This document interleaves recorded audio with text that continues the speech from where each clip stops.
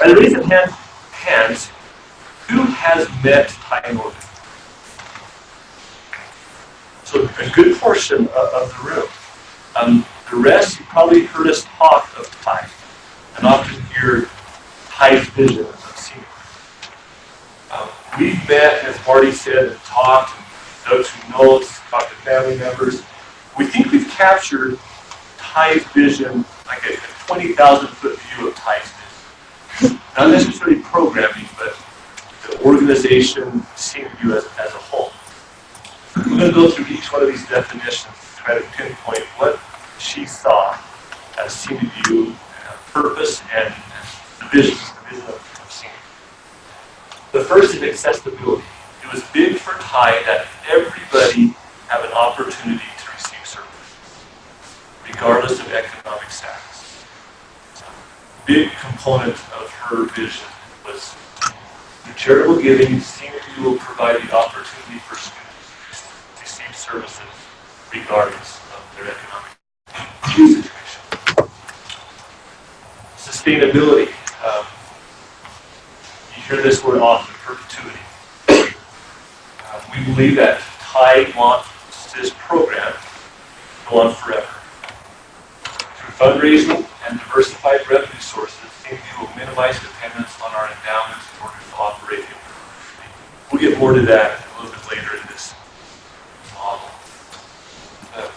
Just thinking about accessibility for all, sustainability going on forever. And the third corner of that triangle is growth.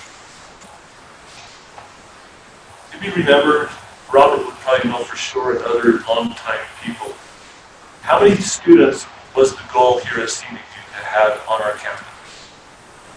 Remember that, Robert? You talked about the very original plan, about 200. About 200 students was the goal, to have a campus full of autistic adults. Learning disabilities was what we would refer to back then. So she wanted growth. She wanted to touch more lives, reach more people. So that's part of her vision. Put a couple of caveats down here though. Growth doesn't necessarily mean adding to our current program. Growth, as we describe it here, is more of a global growth. More people, more influence, expanding that, serving more students, and maybe even starting new programs would be the definition of it. So our current business model 1.0, this is how we are structured now. This is money that we have and where that money goes to operate Scenic View. Obviously, the largest portion of our current business model is using the endowment to fund our operations. We are doing better with tuition and fundraising than we've ever done. Chatting with Donna this morning, we're 75%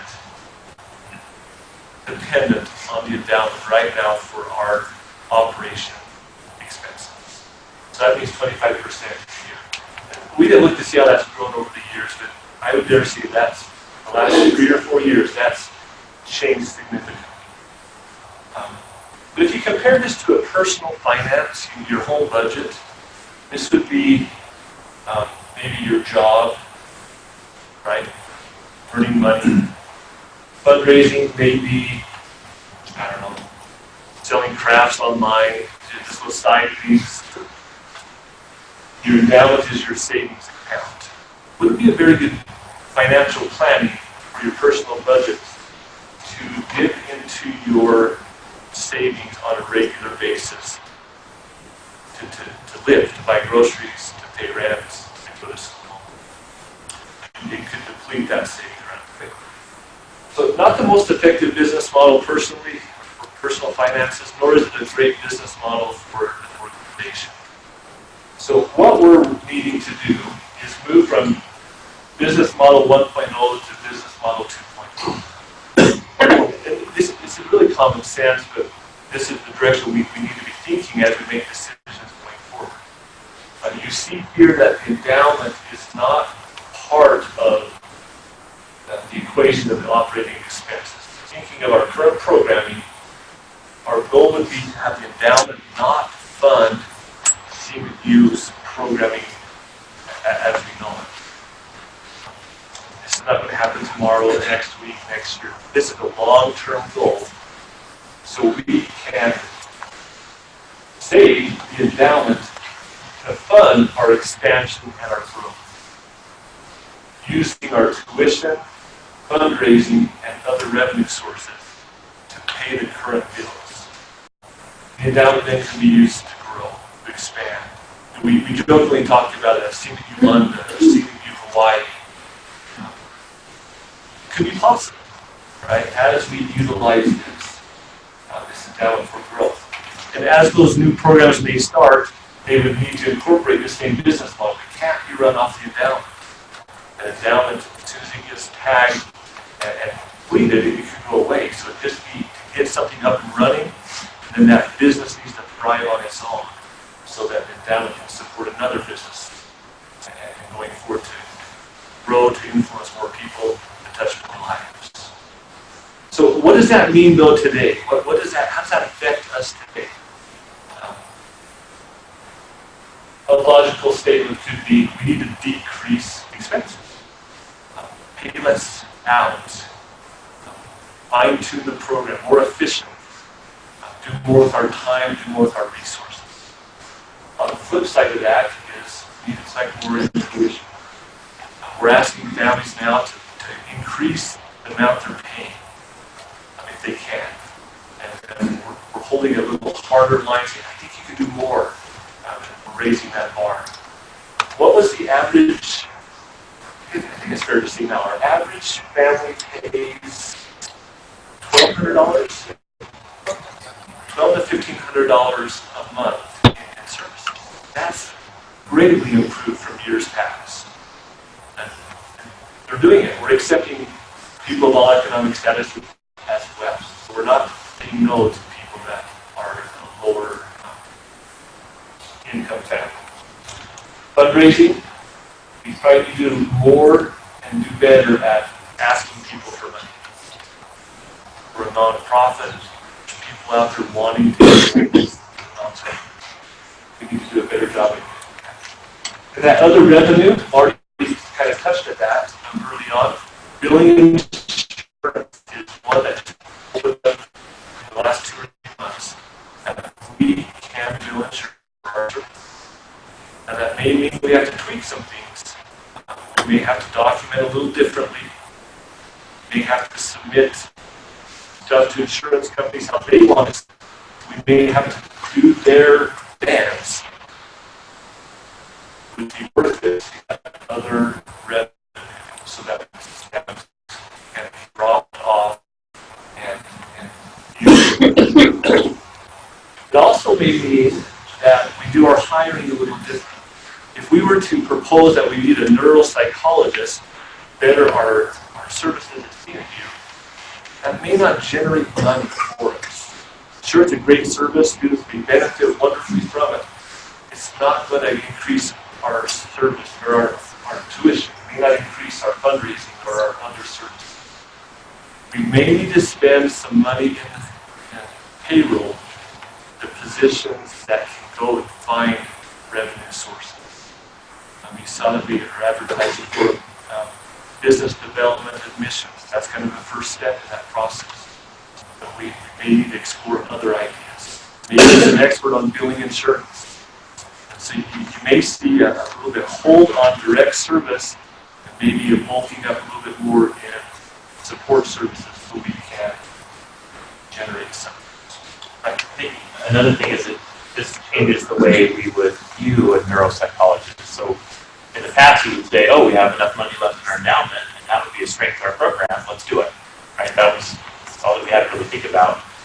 Now we would probably look at it and say, okay, we really do want to add that strength to our program, a neuropsychologist. Now we would probably look at, well, how can we get it, spend some energy, get our students signed up for, or make a connection with the neuropsychologist community, see if they'll come, spend a day with us once a week, but then sign our students up for, with insurance and have the insurance company pay for the psychologist, where maybe it's not if she's not employed here. But anyway, just different ideas would come to our mind if we're not endowment dependent, if we're thinking about, other ways. Maybe that's All right, so looking at our current model, just a little typical contrast. This is where we're at now. This is where we want to get to in the future. It's not an overnight process. It could be years. Maybe. Taking that 75% dependency, setting a goal, maybe decreasing it a certain percent per year, hitting that 50% milestone would be a huge celebration. Moving forward, flopping it so 75% that we're maybe it's like 25% dependent on the endowment, but a long-term vision, 30,000 foot view of our business model. Any questions, comments? Yeah, Jeremy. Would operating expenses that if we need to reduce operating expenses, does that mean reduce employees working here? Great question. That is not on our radar.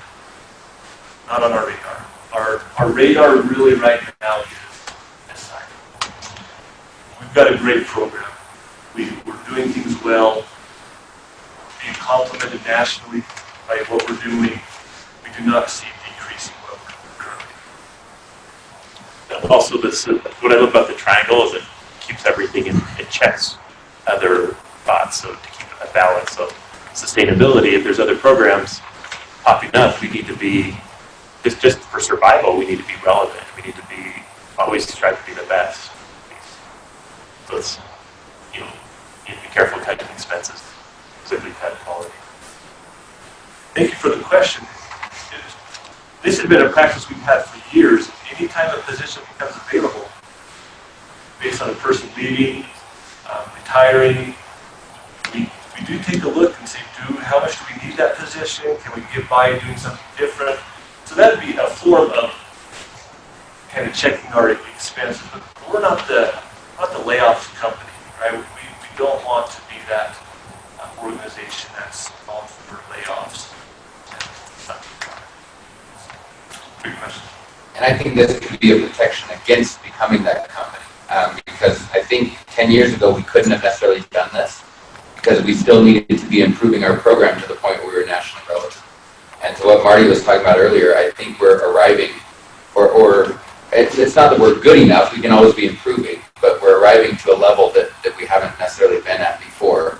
And so now is when we are able to say, okay, we can look at, maybe we don't need to continue spending our endowment to improve our existing program. Maybe we look at something else. But if we continue to do that, eventually we might have to reach a point where we're too big and unwieldy and we don't have the growth to support us. And that's where we could become a layoff company, unfortunately. And so I think this is actually the protection against that. Thank you. One other point that I want to make after looking at my notes. Currently, we're on the old model, right? We're still here. And we received a handful of donations this last year, probably some of our largest donations that we've received, a couple of $20,000 donations. That's phenomenal for us. Celebration. What we need to remind us ourselves, that money doesn't get stacked on top and is extra to spend. It actually decreases the endowment usage so that we can more quickly get to that future model. So as we see a donation come in, try to remember your mind these models. It's not extra. It's not like we go out and spend that. It's the cream on the crop. No, this is allowing us to push that endowment for that future growth. That makes sense. All right. Hawks threw together a video for us to kind of summarize this, and that can be displayed online. We'll watch this video, and then I will be finished.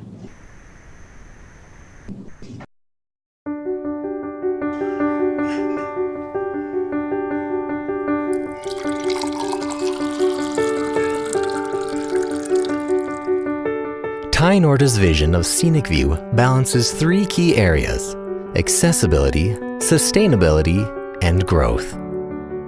Accessibility. Through charitable giving, SVA will provide the opportunity for students to receive services regardless of their economic situation.